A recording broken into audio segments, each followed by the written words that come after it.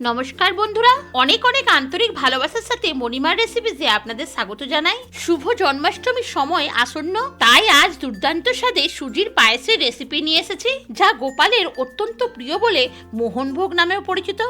চলুন দেখে নেওয়া যাক। তার জন্য 1 লিটার দুধ আমি গরম করতে বসিয়ে দিয়েছি।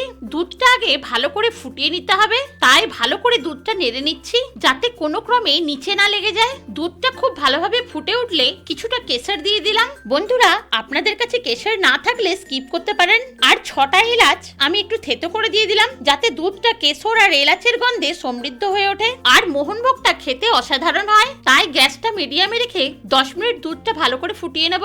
গ্যাসে কড়া বসিয়ে দিয়ে দেবো 3 চামচ গাওয়া ঘি। ঘিটা গরম করে নিয়ে দেবো কিছুটা কাজু বাদাম। কাজু বাদামটা হালকা ভেজে নিয়ে দেবো কিছুটা কিশমিশ। কাজু বাদাম আর কিশমিশ ভেজে নিয়ে তুলে নেব। ওই গরম ঘিয়েতেই দিয়ে দেবো 100 গ্রাম সুজি।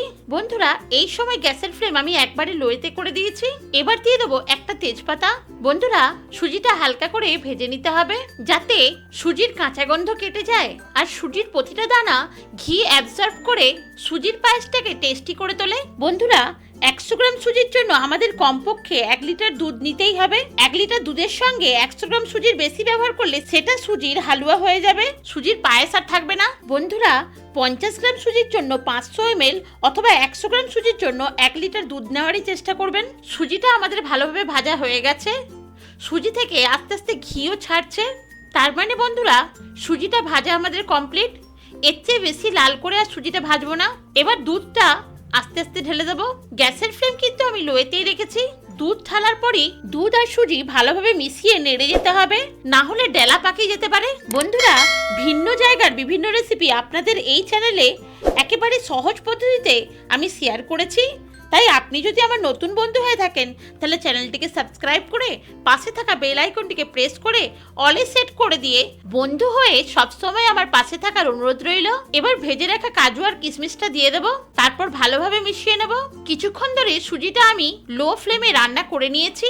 এবার সুজিটা খুব ভালোভাবে সুসিদ্ধ হয়ে গেছে।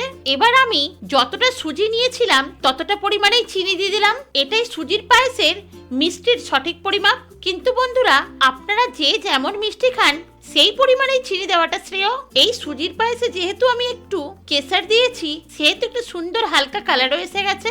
বন্ধুরা, কেশর না দিলেও সুজির পায়েসের স্বাদের খুব একটা হেরফের হবে না, তাই আপনারা এলাচের গুঁড়ো দেওয়ার অবশ্যই চেষ্টা করবেন।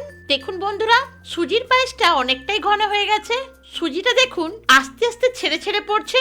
এর চেয়ে বেশি আর ঘন করব না, কারণ ঠান্ডা হলে আর একটু বেশি ঘন হয়ে যাবে। এবার গ্যাস বন্ধ করে দিলাম আর একটু ঠান্ডা হতে দিলাম। দেখুন বন্ধুরা, কিছুটা ঠান্ডা হয়ে গেছে। একেবারে পারফেক্ট কনসিস্টেন্সির সুজির পায়েস তৈরি, খুব ঘন বা খুব পাতলা হয়ে যায়নি। এবার কাজু, কিশমিশ আর পেস্তা বাদাম দিয়ে মোহনভোগটা সাজিয়ে নিলাম আর গোপালকে উৎসর্গ করলাম। মোহনভোগটা বন্ধুরা খেতে এতটাই অসাধারণ হয়েছে যেন গোপাল সত্যি গ্রহণ করেছেন। তাই জন্মাষ্টমীতে একটিবার এইভাবে মোহনভোগ তৈরি করার অনুরোধ রইল।